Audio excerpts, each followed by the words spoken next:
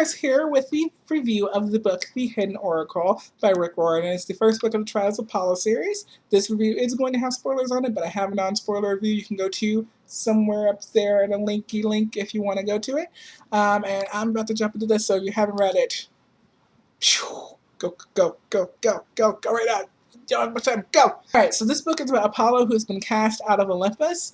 I really loved Apollo's narration in this book. Apollo is really kind of hilarious because he's just so egotistical being a god, and just like it's so funny, and he made the book really fun and really funny, and he really pulled me into the book because this book doesn't have a lot going on to it really. It's really setting up a lot of things in the series, which is totally fine to have like a book that sets things up when you have a series. That's totally fine to do, but it also had like great moments and wonderful like development of this character in this like literally short period of time. Apollo develops a lot by the end of this book, and I really enjoyed that. Like he becomes, I guess, more of a better person as a person than I think he was as a god, if that makes sense. Like he's starting to understand people more because he has to live among them instead of being a god like he was before. He's starting to realize some of the things that he may have had wrong about people, that his kind of misconceptions about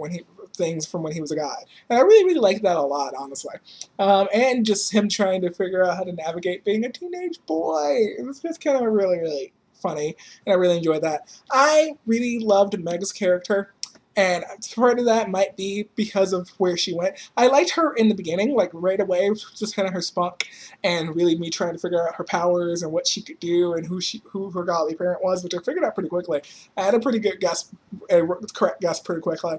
I was really excited to watch that. She reminds me so much of like sort of the other main characters you see in the series. She's more like Magnus and Percy than Apollo is, which is pretty cool. Another cool thing about this book is that Apollo is very different than the other main characters, but I did like Meg because of that. Like, she's like this new demigod trying to find her way type of thing, you know? I really like that a lot. Also, her character has so much depth when we find out who she was raised by, that she was raised by Nero. Oh my god. I was just like, whoa, betrayal! But then I was also like, this is some really interesting things happening here. It's kind of like a Stockholm Syndrome kind of thing. The way that she disassociates Nero from the Beast, like, hey, you don't want the Beast to come out, Nero says it to her. That kind of psychological, emotional kind of trauma that she must have gone through being raised by him is kind of really intense for a book for this age group, I think. I was just sitting there just like, wow. Like, what is Rick gonna do with this? And the fact that she also ran back to him, just Stockholm Syndrome, which is really interesting to me, seeing that in a book, because I'm just like, wow, I'm really excited for what Rick's going to be doing with the rest with Meg's story going forward because of that thing. I think the ending, when what happened to Meg at the end, made me like her character more, because just because there's just so much depth there. And I just was really excited to see what's going to keep happening there. I'm surprised I haven't mentioned this, but I'm really excited about how LGBTQ plus queer-friendly, I'm surprised I haven't mentioned this already, but I really like how queer this book is. You got Apollo, who's bisexual. A lot of the Greek gods were bisexual. You can look at any of the Greek mythology, and I really like the Rick Riordan had that in this book. That Apollo's bisexual, and it's just no big deal. Also, not enough bisexual main protagonists in any books of any level, honestly. So that was really exciting to see that in like a middle grade YA book.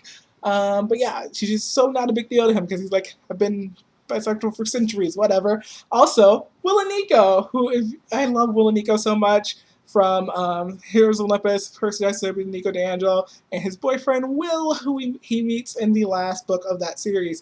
You actually get to see them being kind of a couple and being together in this book, and that really made me happy.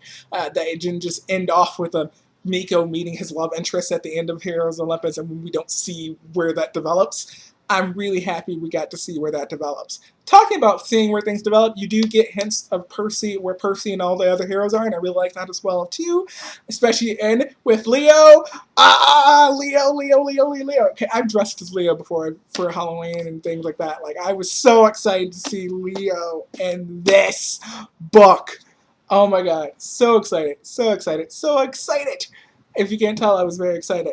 And the camera's shaking because I just hit it because I'm so excited. Okay, But I was really excited about that, really happy about that, really excited for the next book because of that.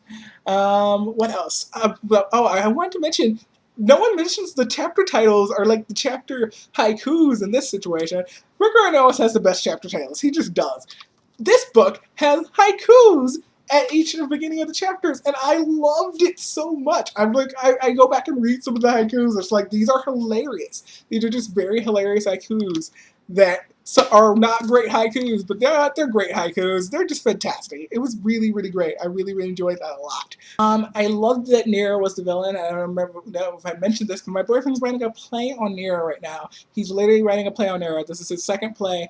His first play got produced in the Chicago Fringe Festival this past year, and now he's working on a play on Nero right now. And I was like, when I thought that was Nero, I almost woke him up to be like, Nero!